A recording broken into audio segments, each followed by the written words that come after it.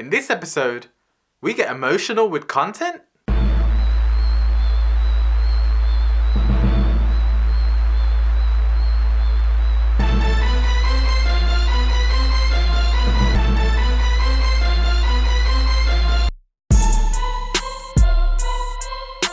Like episode 13 already? 13?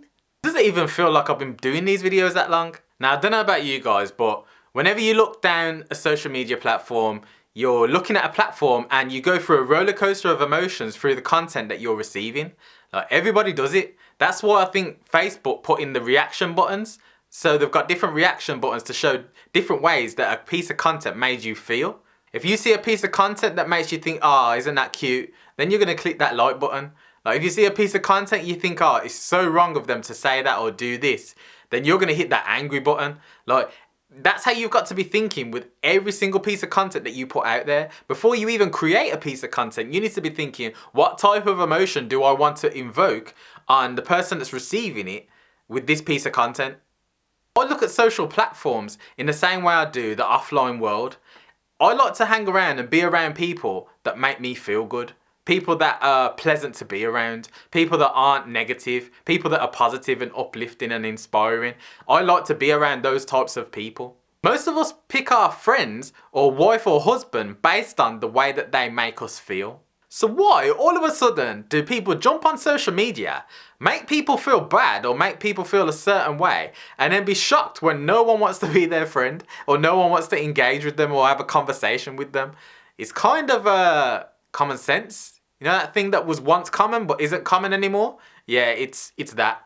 One of the quotes I've always remembered from when I was young is a quote by Maya Angelou, and she simply says, people will forget what you did and people will forget what you said, but people will never forget how you made them feel. Like, that's deep. If you think about it, people always remember the way that somebody makes them feel. That is the number one reason most of the time why you pick the person that you want to spend the rest of your life with. It's because of the way that they make you feel. Now you've got to think a similar way if you're a brand or business. How do you make your customers feel? What kind of experience are you giving them online? What type of emotions are you invoking on them on a daily basis when they're consuming your content? These are the things that you've seriously got to consider, because exactly the same way that most people view relationships offline is the same way that people view it online. Funny and humorous is the best emotion to evoke on your audience. We're naturally designed in a way that when we laugh and when we smile, we release a chemical called dopamine, which gives us that feel-good factor, the same chemical that is released when we exercise. So we need to consider using this within our content. Anger that comes from social injustice. If you show a group of people from a community social injustice that is happening in their area, then people are going to come forward and want to do something in a positive way most of the time. If you look at Black Lives Matter, look what's going on in America right now with police and the black community. If you just simply look at that, look how many people are now coming forward and coming together looking to do something as a result of social injustice. So this shows you how powerful social injustice is. What a lot of brands seem to do is stay away from social injustice because they want to play the safe route. But believe me, if you want to be personal and be real with your audience, you need to be as real as possible. Don't cover something up and act like it isn't there. You have to be realistic and be you. Motivation is a big emotion that in 2016 a lot of people need. If you can give people hope and inspiration and motivation for their daily lives, it's going to help people. And the bottom line is people need help in 2016. Like, people are struggling. Life's hard. Life is hard. So if you can give people that little bit of uplifting content that they come across when they're on social media, then they're going to remember that. They're going to remember that you made them feel that way. And when they're feeling a little bit down, they're going to come to you because they know that you inspire them, that you uplift them, that you're positive, when they might not have people that are around them that are like that. So if they can go to one place and receive that, then they're going to keep on coming.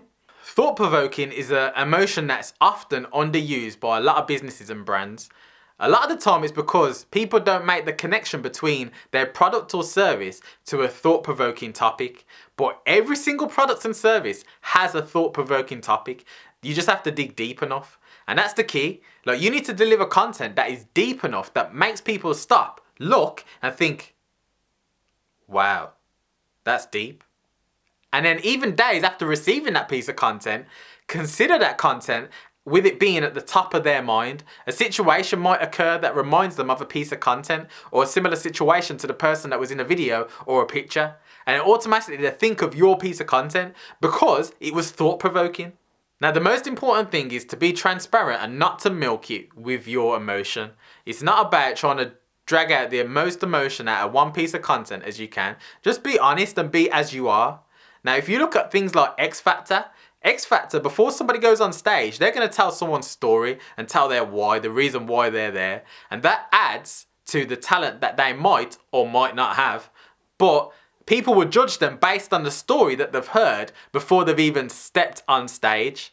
Now, X Factor are milking it. Every single time, they milk it out of everybody that goes on there. Even the ones that aren't really that good, they milk it out of them. But the audience knows that, and that's why a lot of the retention rate of X Factor is dropping. The audience isn't what it used to be because people are sick and tired of the same old stories, the same old things, and them just milking it. Now, it's that time of the show that I give a shout out to my sponsor, Agora Pulse, my social media management tool of choice. Now, my question to you guys, do you create content with emotion in it?